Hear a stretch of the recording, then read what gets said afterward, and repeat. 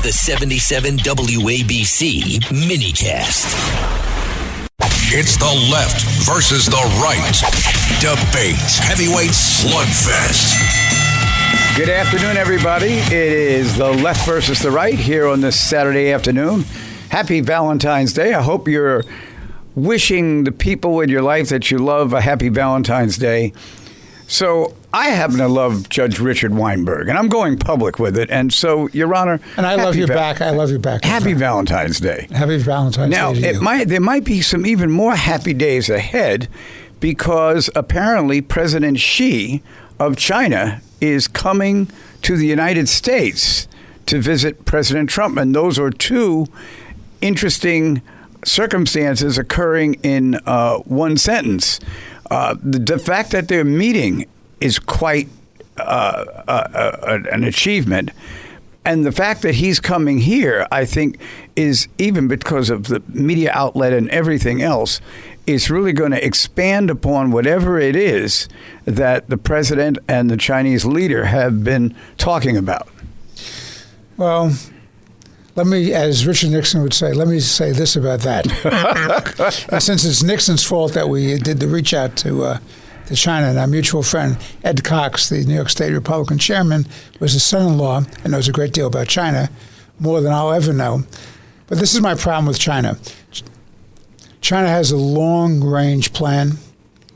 They plot and scheme. Their goal is to be the dominant force in the world. Everything they do is calculated to do that. Then economic plans.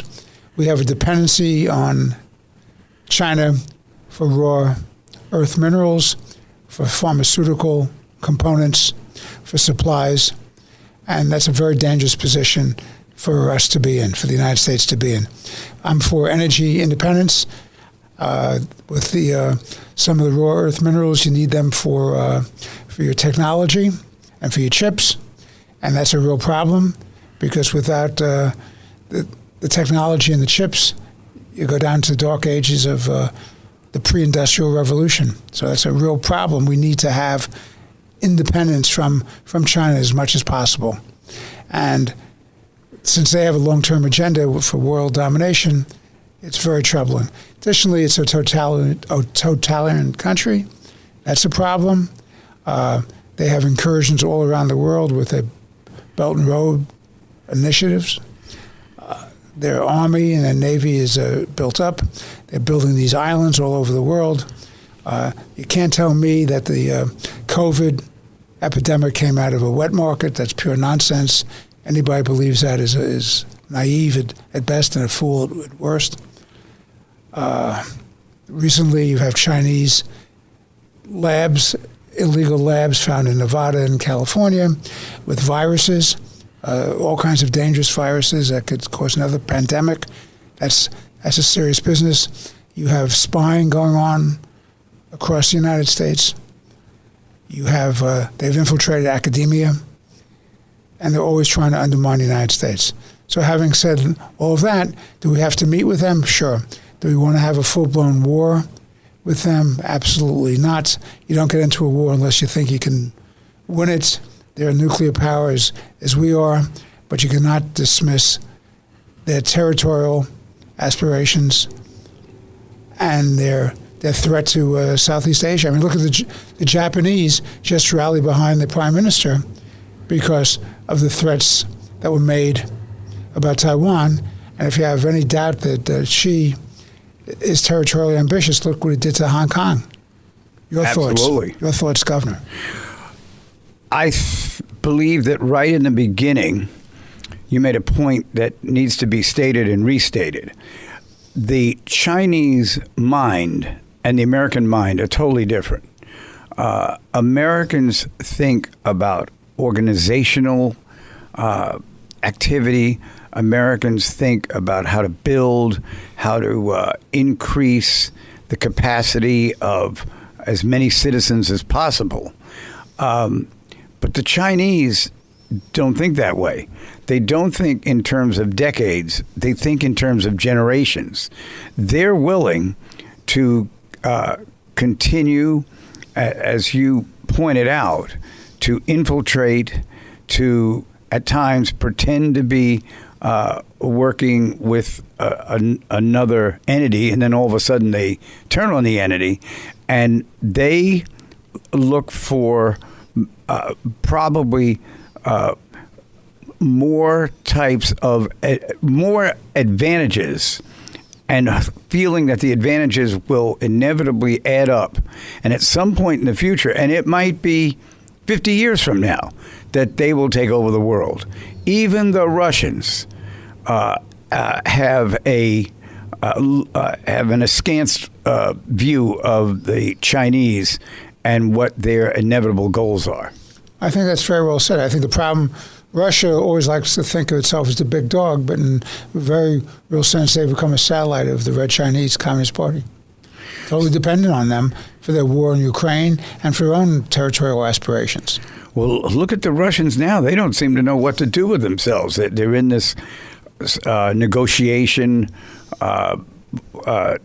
with the Ukraine.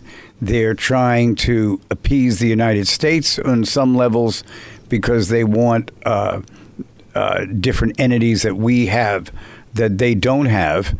And you're absolutely right. They are. There was a time, when, say, 50, 55 years ago, when they shrugged, we were mindful of it and at times frightened by it. But that is all kind of gone the way of time and the way of change. And I sense from time to time that very quietly the Russians are looking for help from the United States. Well, there's a theory, and that's an interesting point you make, but there's a theory that we can make efforts to bring Russia into the world of nations and be part of the drive for Western civilization to prevail, that they have more in common with Western civilization than they do with the Chinese. The Chinese only understand one relationship, and that's how useful a country is to them, and they have to be the top dog. Russia's now dependent on them. They're the dependent power. So that's interesting. But, Putin's got himself involved in a situation. You're 4 years into this war. You have a couple of million casualties, large number of deaths, people maimed. They're constantly shooting at the Ukrainians. The pressure on Ukraine to make a deal is enormous. But the fact is the aggressor was Russia. I'm not a big fan of the doctrine of appeasement. I'm all for peace, but peace at what price? You have to have some payment by the Russians for their war of aggression and for their genocidal acts against the people of the Ukraine. And I'm very troubled by the fact that Trump believed that when he became president, he could settle the whole Ukrainian-Russia situation, in 24 or 48 hours. That's Donald Trump. What is, Richard, is that there were some victories that he was able to achieve pretty much 24 to 48 hours when he first got in office. Listen. That first week. But I'm getting to another point, though. That first week, he was on a roll. And, I don't think it's any secret. I think even the president doesn't think it is a secret. He thinks very highly of himself. And as he continued to make these deals, he got down to Russia and just thought that this was just another deal. And they didn't see it that way. And I think that's where the beginning of what your concerns are started, right at that point. Well, look, I have, notwithstanding the allegations of some people that you and I both know, I'm not a Trumpian. I've never carried Donald Trump's water. I give him credit where he achieves what he has to achieve. This country is far better off having Donald Trump as president of the United States than they would have been with a Harris-Walsh administration. My own views about what Obama and Biden did to this country is that they hurt us enormously. When you put those three people together, I'm sorry just for interrupting for a second, Harris, Walsh, and Biden, I saw a black exploitation movie once, and it was called 3 the Hard Way. These people really accomplished nothing. They did the opposite of what even moderates would think people should do, and particularly in the case of the former vice president, an arrogance that she emits almost every time she opens her mouth that not only demonstrates a bad attitude, but also an individual who really has not learned enough about government to be in the position she was running for president. No, the idea of having her as president of the United States is frightening. It's just frightening. But the problem is, and this is my theme, at least for this segment of the show we have today. Country's far better off, and Western civilization is far better off having Donald Trump as president. The Obama administration, with the help of Kerry, sold out this country to the Iranians with that ridiculous nuclear deal, which only gave them money, gave them a go-ahead for nuclear weapons, gave them the money and the resources to build up a terrorist network in the Middle East. The Iranians had contracts out in the mafia sense against former secretaries of state like Pompeo, national security advisors like John Bolton, and others, members of Congress who were opponents of that regime. This is serious business. Trump was cleaning up the mess that the Obama and Biden people did. And he doesn't get enough credit for that. So, for example, all the problems we have now with the ICE issue, Governor, and going into the cities, into the states to try to cleaning up violent criminals. They're not going after the dishwashers and the gardeners and the housekeepers. They're going after violent criminals to make cities and states safer. You have this resistance movement created by the crazy left and the Islamists to try to disrupt this country and to hurt this country. And they've been very successful at shifting the narrative and the focus. The fact of the matter is, if Biden had done his job, which he did not do, which is protect and defend the United States, carry out the lawful policy of the immigration, lawful immigration, good, illegal immigration, jumping the border, bad, and not rewarding people just jump the border. We can't afford to pay all these people and put them all on welfare programs. We certainly can't allow the mental institutions and the criminals coming in here, whether it's cartels or gangs. We can't allow spies coming in here. Why are the people so down on Donald Trump for doing the right thing to protecting and defending this country? And that all comes out of who controls the narrative. And you have a left-wing media which controls the narrative, which makes Trump out to be the bad guy. Did everything go perfectly in terms of enforcement? No. But no system is perfect. But when you have tens of millions of people thrown into a country where they have no right to be, no place to be, have to be supported, have to be housed, they have to be fed, they have to be clothed, you have to put them in the hospitals and medical care. This is an economic disaster in the making.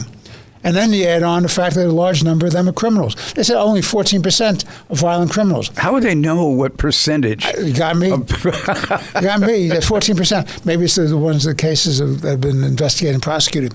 But by the way, on that 14%, that's Governor, that's only on the so-called violent ones, the rapists, the murderers. It's not the people, the embezzlers, the con artists, for example, like the Samayans in Minneapolis. Maybe they don't do the old-fashioned mafia do, which is blow up a restaurant that doesn't pay extortion money, okay? But they stole at least $9 or $10 billion, and that's just the beginning of the discussion.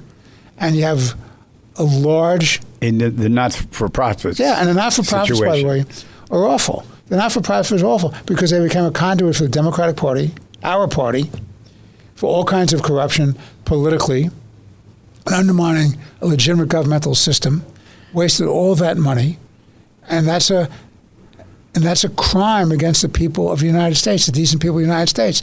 Why aren't they holding the Biden administration accountable for that. Well, what I want to ask you is, being a man of many letters, obviously a college degree, Four degrees, all paid for, with probably less money than the first year tuition at a private school for kindergarten in New York City. Things were a lot better in those days. But the one degree that you don't have, but I'd like to award it to you for a few minutes, is a degree in psychiatry. And the reason I want to bring this up is that, going back to what you said before, where did President Obama get the idea that Iran was his friend? What happened in the trade or even negotiations or even just the recognition of these two countries? Did he think there was a nexus for which he was going to wind up being the leader? And, clearly not. And, of course, my biggest problem with him is the only time that he demonstrated firm leadership was the number of people who were deported out of the country. Right, a lot more than Trump. Absolutely. And but his whole gestalt was that there should never be any real confrontation with anybody, to the point that those of us who supported him, and was a great achievement for the country to have a black president and the whole thing. But when we watched his operational method, we gave him the nickname "No Drama Obama." He never wanted to be in the middle of any kind of conflict. Well, as the Catholic Church and the papacy always said, there's such thing as a just war. Sometimes you have to show strength to protect. Sometimes you have to go to war to protect. The Iranians have been at war with us for almost 50 years, 47, 48 years, as you and I are talking. They started off after Carter, another genius, allowed the first Ayatollah to come back from Paris and then to go to a civil war against the Shah's people, and they won. And the radical... With Ayatollah Khomeini. Right. And the radical mullahs took over. First thing they did is grab the U.S. Embassy, and for 430-odd days they controlled the embassy, held the people hostage. Carter made an unsuccessful attempt to liberate them and wound up having helicopters crash in the desert. Carter looked weak, was weak, made a serious mistake. So when you do something that foolish, and to your point about Obama, when you do something that foolish, and I think the Iranians were foolish for doing that, they didn't need to do that, since it was the president of the United States who allowed the Ayatollah to come back. They could have cut a deal, a non-aggression pact, pretty much like Stalin and Hitler, a non-aggression pact for a certain period of time, and left each other alone. The United States was not interested in taking over Iran. They were interested in some sort of settlement agreement. Carter let the Ayatollahs in, and then what happened? It speaks for itself. This disaster of 47, 48 years of a despotic, theocratic regime where they kill their own people. They have tanks outside. People say, well, the demonstrations are over. Demonstrations are over because you walk in the streets, they shoot you down. They have the tanks there. They have the machine gun there. People are disappearing by the thousands. They just almost beat to death a Nobel Prize winner, the woman who's a pro-democracy advocate. These are serious issues that were just recently reported. They go into the hospitals and they're shooting people in the head. Well, as we continue to discuss these kind of lachrymose issues on this Saturday afternoon, which is Valentine's Day, we're going to take a little break, and I'll be back with His Honor Richard Weinberg. And those of you who are listening in, this is 77 WABC. It's the Left versus the Right here on Friday, 3 until 4 o'clock. And apparently at 4 o'clock, you're going to stay here and do another program. Yes, I have a show. which is broadcast between 4 and 5 on WABC on Saturdays, and again between 6 and 7 on Sunday mornings. It's called Let the Record Show. My co-hosts are Chairman Jesse Garcia of the Republican Party. Jesse is the Vice Chair of the State Party and the County Chair of the Suffolk Party, and a noted attorney and commentator and essayist, Eric Levine. And the three of us have always interesting, what we like to believe is important conversations, as well as often very interesting, important guests. Well, we'll talk more about that right after these messages. It's the left versus the right.